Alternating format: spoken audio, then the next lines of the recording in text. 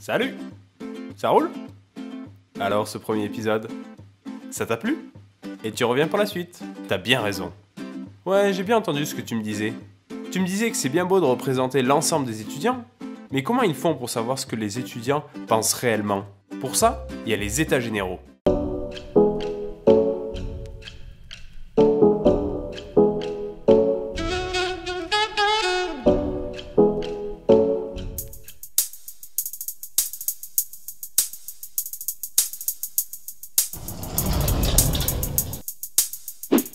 Les états généraux, c'est un outil basé sur la démocratie participative pour donner la voix aux étudiants, pour leur permettre de se retrouver à plusieurs, de discuter, de débattre, de réfléchir autour d'une thématique.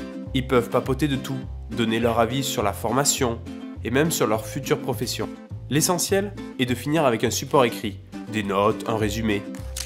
Car ensuite, la FNESI récupère ces écrits pour rassembler les avis de chaque groupe d'étudiants un peu partout en France. Et puis parallèlement, il y a des groupes de professionnels comme des infirmiers, des formateurs, des cadres, des directeurs de centres hospitaliers qui sont consultés sur les mêmes thématiques pour avoir leur avis. Et donc, étudiants et professionnels discutent actuellement sur 3 thématiques. La première, démocratiser l'entrée en formation, avec les questions de modalités d'entrée, du concours, des étudiants en situation de handicap. La deuxième thématique, favoriser l'acquisition de compétences, avec les questions autour du numérique, de l'interprofessionnalité, de la prévention. Et enfin, la troisième, faire évoluer la profession. Quelle image avez-vous du devenir professionnel, de la poursuite d'études, de la recherche? Libre à toi de prendre une thématique bien particulière, une qui te plaît, quitte à aller plus loin que les thématiques, à l'adapter à vous, à vos idées.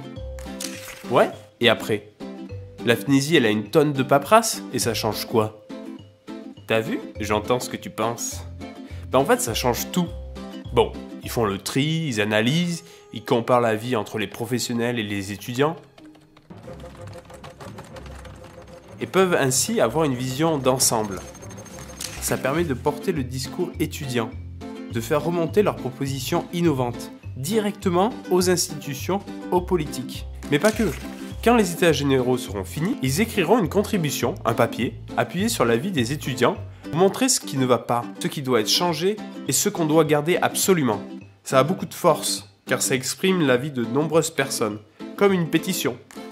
Tu as l'air convaincu, mais en même temps, tu te dis que ça va être galère à faire dans ton IFSI.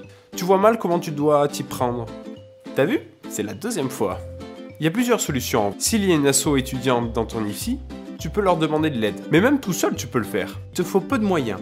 Un endroit, avec l'autorisation de ton IFSI, si c'est dans les locaux, un groupe d'étudiants motivés et surtout des bonnes idées. Je te donne quelques exemples. Faire un café débat. Tu chopes discrètement la cafetière de ta grand-mère, puis vous vous rassemblez avec quelques tasses et des chocolatiers, des pains au chocolat pour débattre autour de la thématique. Le post-it wall. Tu peux aussi dans un endroit stratégique, par exemple là où il y a pas mal de passages, bien visible, coller un post-it avec une question. Et sur les autres post-it, les étudiants de façon anonyme marquent des réponses, des idées.